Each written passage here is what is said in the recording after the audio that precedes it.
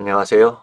포닥 중 내가 배운 것들에 대하여 오늘은 2023년 3월 6일 월요일입니다. 랜덤 포레스트 활용 대전광역시 공용자전거 타슈 재배치 예측이라는 걸로 오늘 좀 배웠던 거 그리고 연습했던 거를 공유하고자 합니다. 네, 저는 충남대학교 데이터 네트워크 연구실의 컴퓨터공학 박사 문현수입니다.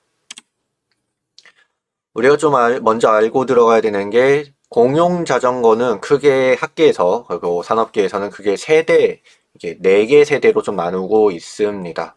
그래서 처음에는 우리가 옛날에 양심이 노란색에 굉장히 옛날에 우리나라에도 양심이 자전거라고 있었는데 검색해보면 나올 거예요. 그런 거 이제 완전 무료 공용 자전거 그래서 그런 1세대로 하고 동력 넣고서 하는 것들이 전체적으로 이런 2세대 그리고 예전에 우리가 타슈를 기억하신다면 타슈 예전 거 일명 타슈 시즌 1이라 불렀던 거 타슈 1이라 불렀던 거를 우린 3세대라고 보통 부르고 그리고 요즘 타슈를 이제 4세대라고 부릅니다. 근데 문제는 우리는 4세대 타슈2는 4세대와 3세대 사이에 좀 중간에 3.5세대쯤 되는데 이제 그 반납하는 정류장의 위치가 우리는 고정되어 있잖아요. 그렇죠? 그렇다 보니까 일종의 좀 3.5세대라고 보시면 됩니다. 4세대는 완전히 그냥 자기가 반납하고 싶은 곳에 놓는 것을 이제 그런 4세대 자전거라고 하고 카카오바이크 같은 거 네, 그렇게 말하기 때문에 타쇼 시즌2는 3.5세대 정도 된다. 좀 섞여 있다. 그렇게 보시면 됩니다. 요 표는 위에 있는 요 논문에서 볼 수 있는 논문이고 어찌되었든 이 데이터를 분석하려면 대전시설관리공단이라는 홈페이지에 가보면 연간 데이터를 공개하고 있습니다. 그래서 이거 여기 들어가서 타슈 운영 데이터 2016년부터 작년까지 데이터를 다 다운로드 받아볼 수 있고 근데 웃긴 건 정류장 위치랑 정류장에 대한 정보는 공공 데이터 포털에서 다운로드 받을 수 있습니다. 근데 2023년도, 그러니까 2022년도 데이터에는 이제 새로운 정류장이 포함되어서 이제 대전시설관리공단에서 받을 수 있더라고요. 방금 오늘 해보니까. 그리고 대전시설관리공단의 오픈 API도 있는데 이거는 실시간인지 모르겠는데 어쨌든 정류자별로 이제 자전거 수량을 그리고 정류장의 위치를 알려주는 그런 API가 열려 있다고 합니다.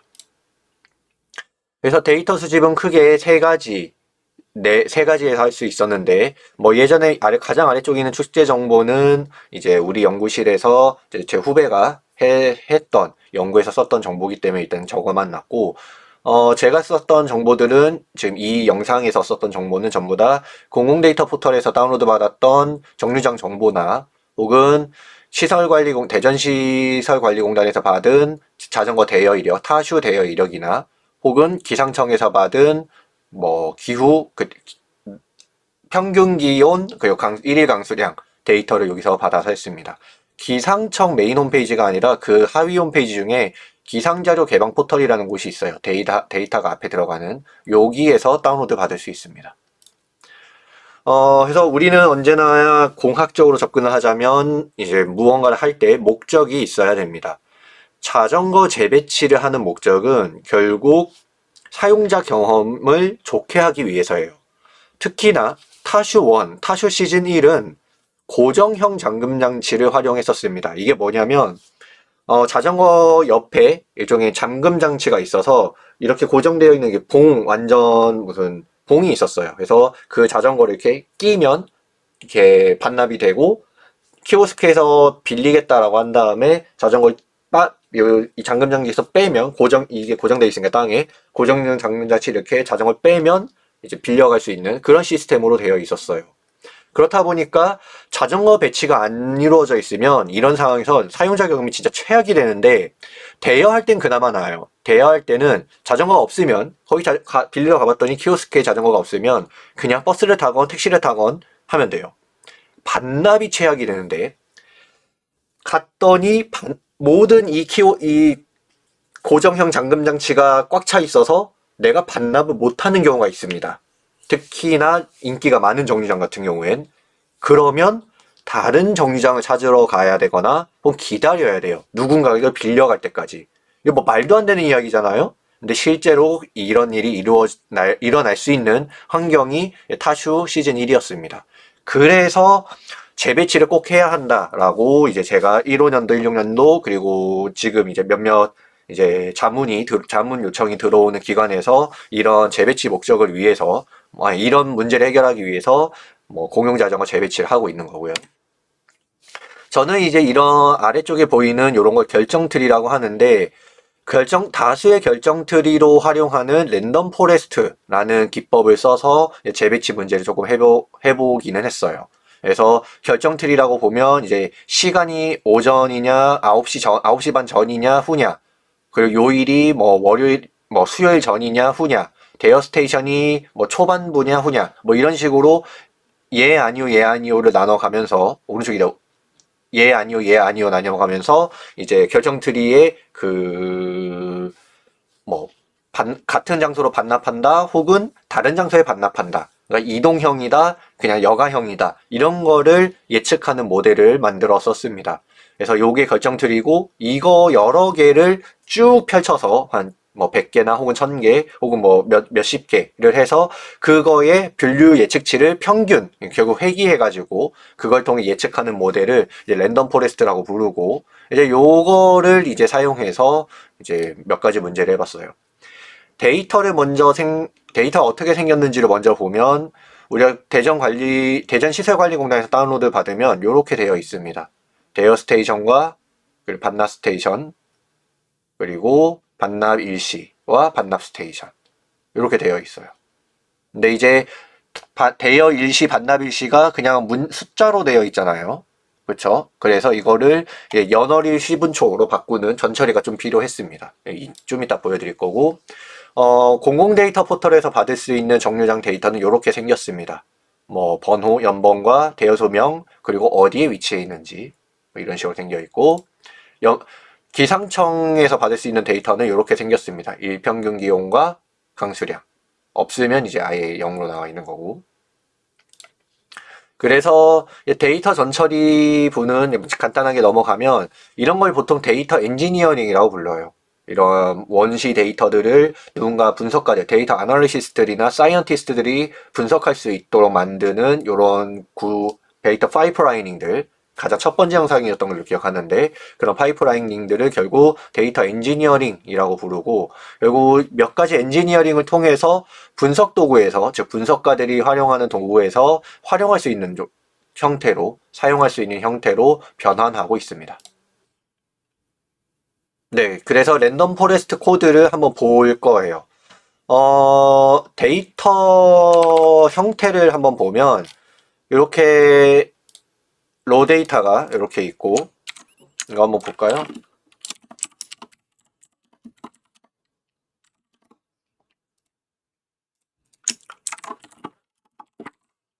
(2021) 걸 볼까요? 이렇게 되어 있어요. 아까 봤던 대로. 그렇죠? 그래서 이것들을 전부 다 2022는 9월까지밖에 없어요. 이게 시즌 1이기 때문에. 그렇죠? 9월까지밖에 없어서 사용하지 않고 2021년까지만 불러와서 다 하나의 데이터 프레임으로 묶었고, 이 코드를 통해. 근데 보면 이게 지금 숫자다 보니까 이렇게 인트자 여긴 되어 있는, 그리고 반나비 씨는 어이없게도 플로팅으로 들어갔어요. 자동으로 읽어왔을 때. 그쵸? 그래서 이걸 없애주려고 인트로 바꾸고 스트링으로 바꾸고 이것들 다 문자열로 바꾸고, 이동거리는 플로팅, 그리고 이건 그냥 회원구는 인트자로 바꿨는데 여기서도 문제가 있어요. 이렇게 하면 아까 플로팅이다 보니까 문자열로 바꿨음에도 불구하고 이렇게 .0이 들어가요. 그럼 이제 연월일 시분초로 변경할 때 이게 에러 나거든요. 그래서 다시 한번 정규식을 이용해서 여기, 즉 이 점 뒤에 모든 인트저를 없애겠다. 이걸 정규식으로 돌리겠다. 해서 이렇게 다 대여일시와 반납일시를 전부 다 돌려서 .0부를 다 제거했습니다. 이런 거 이제 데이터 엔지니어링을 했고, 뭐 정류장 정보는 뭐 별거 없어요. 그냥 불러다가 정류장 정보 어떻게 생겼냐면 이렇게 생겼는데 그냥 이 CSV 정보를 불러다가 그냥 뭐 끝냈습니다. 데이터 형변환만 해주고 다 뭐 스트링이니까 요것만 플로팅이고, 그쵸? 그리고 그 날씨 정보는 이렇게 생겼기 때문에 그냥 불러와서, 가끔 여기 지금 없는 데이터도 있잖아요. 넌 데이터, 그쵸? 이건 그냥 0으로 채워주는 게 맞으니까 0으로 채워주고, 그 다음에 스트링 뭐 이 자료형 잡아주고, 한 다음에 피클로 저장, 이렇게 했습니다. 그 다음에 이제 실제 데이터를 한번 살펴보면 뭐 몇 가지 필요한 도구들을 불러왔고, 피클을 불러와서 제가 아까 데이터 메이크 데이터셋에서 저장했던 요거, 이 데이터를 불러와서 이런 식으로 이제 가지고 올 수 있었던 거죠. 그렇죠? 잘 되어 있고, 근데 이게 문제가 뭐냐면 이거 잘 살펴보면 대여 스테이션과 반납 스테이션이 0인 경우가 있어요. 근데 제 데이터에는 번호가 1번부터 시작하거든요. 즉 0번 대여소가 없다는 이야기예요. 근데 이 데이터에는 대여 스테이션 혹은 반납 스테이션이 0인 게 있고, 그래서 그거는 아래쪽에서 좀 예외 처리해주고 있습니다.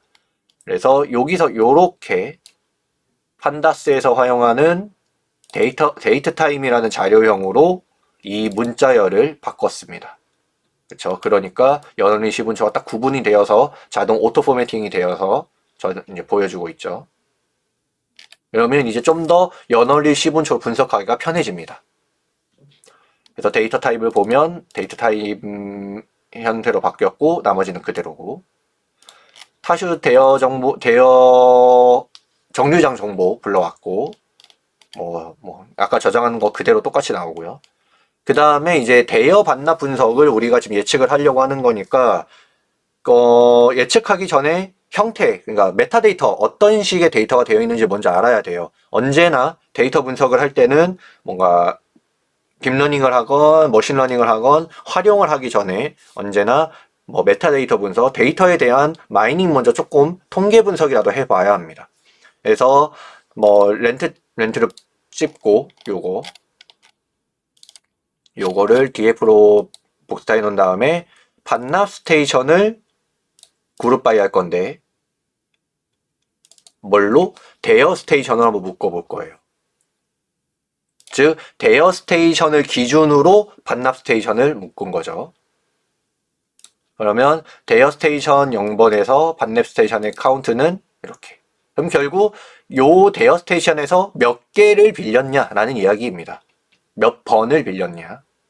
그렇죠? 그렇게 해서 몇 번 빌렸냐 이렇게 한번 봤고, 그래서 보면 3번이 굉장히 많아 보이네요. 이거 한바스먼건이에요, 여기. 그리고 이번에는 대여 스테이션과 반납 스테이션이 같은 경우, 그렇죠?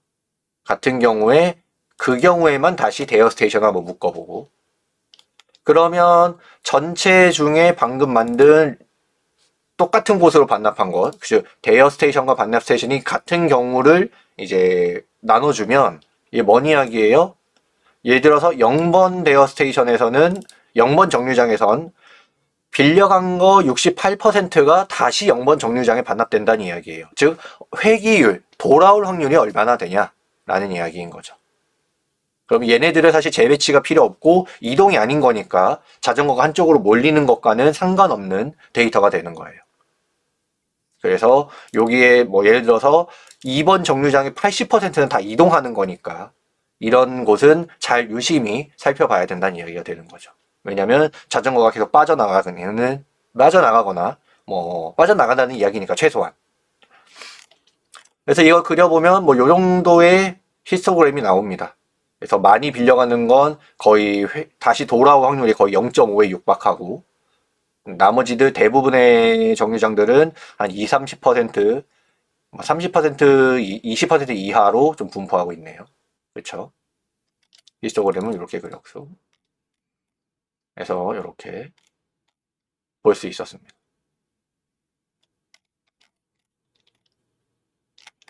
그 다음에 우리가 보는 건 반납 비율의 탑들을 이제 정렬해서 보면 이 0번 정류장이 지금 없기 때문에 이렇게 한번 인덱스 에러로 해서 예외 처리 좀 해놨어요. 그래서 보면 이제 알려지지 않는 정류장이 한 68%가 똑같은 곳으로 반납되고 있고, 그 다음에 용전초가 절반, 그 다음 한바스목원, 또 한바스목원. 그래서 얘네들은 거의 빌려간 거에 45% 혹은 절반 정도가 다시 그 정류장으로 돌아온다. 그냥 한 바퀴 돌고 다시 온다는 이야기예요. 그렇죠? 그냥 여가용으로만 탄다. 그래서 이것도 다시 돌아올 확률을 그려보면 뭐 대부분은 그래도 이제 이동한다.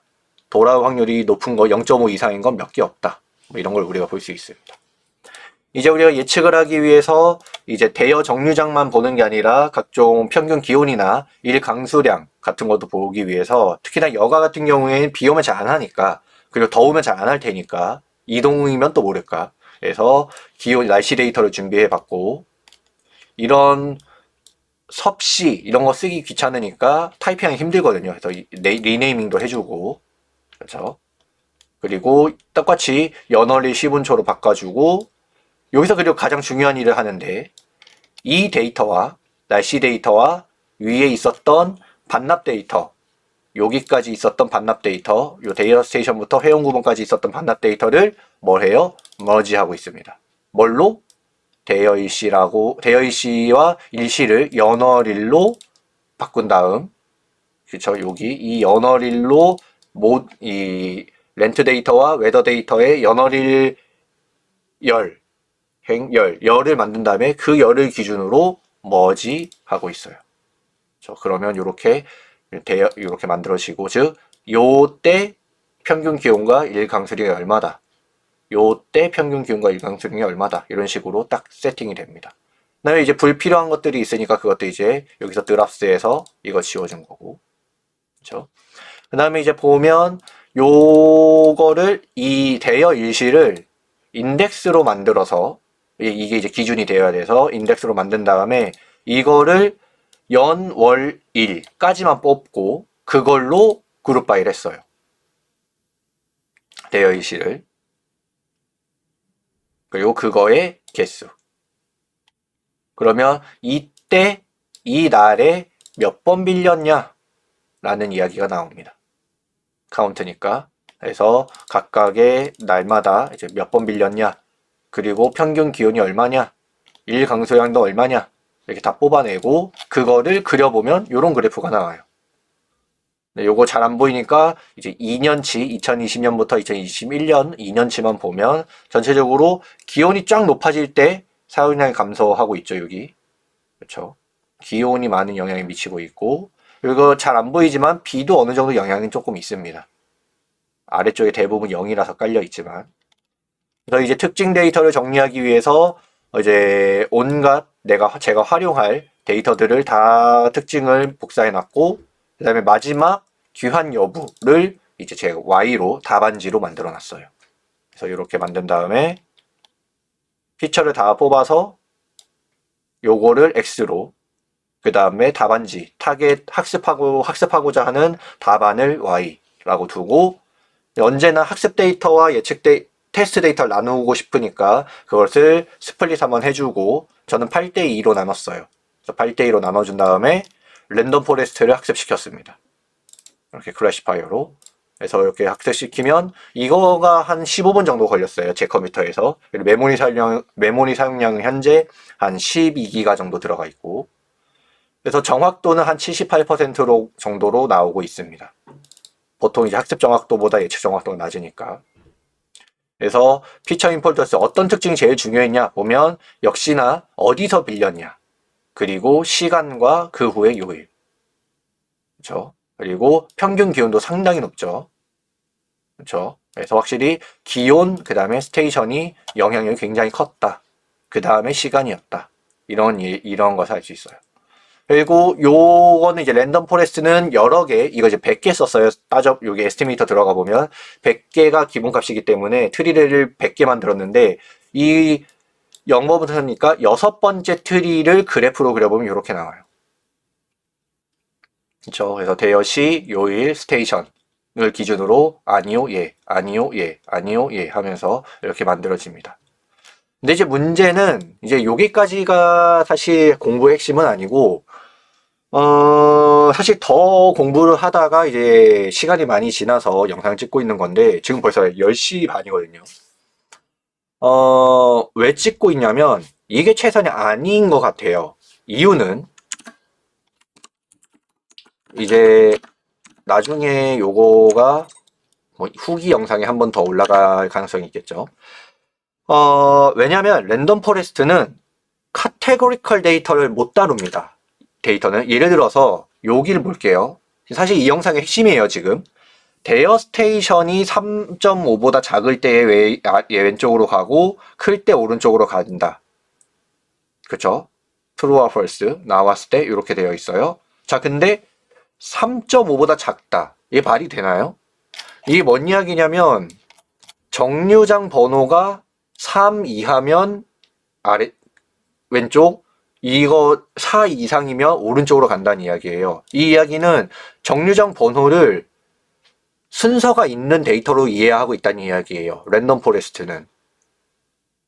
이게 결정적인 문제고, 랜덤 포레스트가 이렇게 하지 않고 이런 현상을 없애려면 대여 스테이션을 원핫 인코딩이라는 게 있어요. 지금 하다가 말아서 지웠지만 요거 원핫 인코더 이걸 이용해서 대여 스테이션을 이제 300 몇 개니까 300 몇 바이 300 몇 바이 n으로 다 고차원 행렬로 만들어서 특징을 쓸 수 있어요. 예를 들어서 이게 1이냐, is 1, 뭐 하면 나머지 다 false고 1번 정류장만 true인 그런 특징 행렬 하나, 특징 열 하나 만들어주고 행열 하나 만들어주고 뭐 2열, 3열, 4열 해서 300 몇 열까지 다 열을 만들어주고 특징 열 만들어서 그걸 학습시키는 방법이 있어요. 근데 그때도 문제가 뭐냐면 그러면 이 결정 트리가 이렇게 양쪽으로 나뉘지 않아요. 계속 하나로 빠져나갔다가 예를 들어 어떻게 나오냐면 여기로 빠져나와서 다시 여기 분할하고 여기에서 또 분할하고 하나에서 또 분할하고 그러니까 한쪽으로만 계속 내려가는 거죠. 트리가 균형 잡히지 않고 이상한 트리거든요, 결국. 즉 랜덤 포레스트는 카테고리컬 데이터를 다루는데 약간의 한계가 있는 모델이에요. 그래서 이제 우리 연구에서는 어떤 방법을 쓸 수 있냐면 정류장별로 학습을 하는 거죠. 그런 식으로 실제로 썼었고 17년도엔. 그리고 두 번째 요일도 지금 이렇게 숫자로 들어가고 있잖아요. 이렇게 하면 사실 이거는 어느 정도 말은 돼요. 이게 일요일, 월요일, 화요일, 수요일 이렇게까지가 지금 4 이하이기 때문에 일요일부터 수요일까지 그리고 그 이후 이렇게 보면 사실 말이 되는 것처럼 보이긴 하지만 사실 요일도 순서가 있는 데이터는 아니잖아요. 그렇기 때문에 뭐 지금 생각하고 있는데 요일 데이터도 카테고리컬 데이터처럼 트리를 좀 나눠 써야 되지 않나 라는 생각이 듭니다. 지금은. 근데 아직은 실험을 하다가 원한 인코더도 써본 걸 이제 영상으로 찍고 싶어서 좀 실험을 하다가 시간이 정 안 될 것 같아서 지금 요 정도로 마무리를 하고 있고 나중에 스테이션과 요일을 따로따로 카테고리컬 데이터들 전체로 딱 나눠서 학습을 해보고 그리고 뭐 제 생각 이걸 뉴럴 네트워크 그냥 던지는 게 가장 나을 것 같기도 하고 그래서 다른 모델들을 써서 카테고리컬 데이터를 잘 품을 수 있는 그런 모델을 써서 한번 영상을 마저 찍어보도록 하겠습니다. 네. 그 영상을 바로 끝내려다가 잠깐 살짝 애매한 걸 그러니까 조금 자료를 보여드리려고 몇 가지 찾아왔습니다. 그러니까 즉 일반적인 랜덤 포레스트는 이렇게 생겨야 되는데 출처 위에 있어요. 이렇게 생겨야 되는데 원활 인코딩을 하면 이렇게 생겨버려요. 이상하죠? 딱 봐도 뭔가 이 문제가 있어 보이죠? 그쵸? 왜냐면 예측을 할 때, 즉 인퍼런스를 할 때 요 아래쪽까지 가려면 쭉 타야 돼요.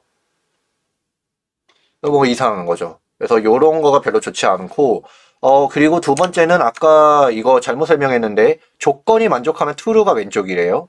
제가 설명 잘못했어요. 살짝 애매해서 찾아보니까 이 트리비즈 요 도구에서는 true를 왼쪽으로 보낸대요. 네, 요거 제가 아까 잘못 말했습니다. 왼쪽 true, false라고 합니다. 네, 제가 이 정도로 오늘은 늦었으니까 이 정도로 우선 영상을 마무리하고 원활인 코딩을 한번 돌려서 경험도 한번 쌓아보고, 뭐, 다른 방법론들이 있는지, 즉, 딥러닝 가기 전에 머신러닝 계열의 카테고리컬 데이터를 다루는 좋은 모델들도 한번 공부해보고, 그 다음에 딥러닝으로도 이거 한번 처리해보는 거 한번 공부하고, 영상 적어도 2개 정도는 더 만들어 봐야 좀 어느 정도 실력이 더 잘 갖춰지지 않을까 하는 생각이 듭니다. 네. 오늘 영상은 그럼 여기까지 할게요.